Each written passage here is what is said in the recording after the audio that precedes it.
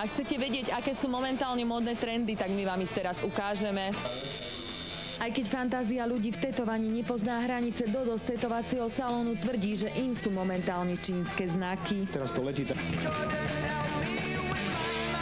podľa znamenia alebo podľa toho čínskeho horoskopu. Ak však chcete byť trendy, nie je to iba o obrázku, aký si dáte vytetovať na telo, ale hlavne na ktoré miesto. Na krk, medzi lopatky, na lopatku, na kotník.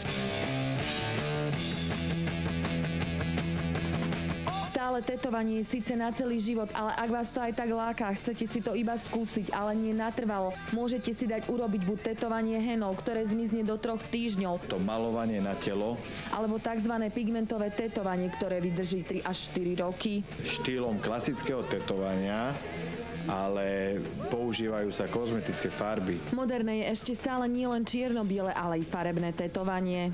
Teraz sa používajú farby, všetky farby.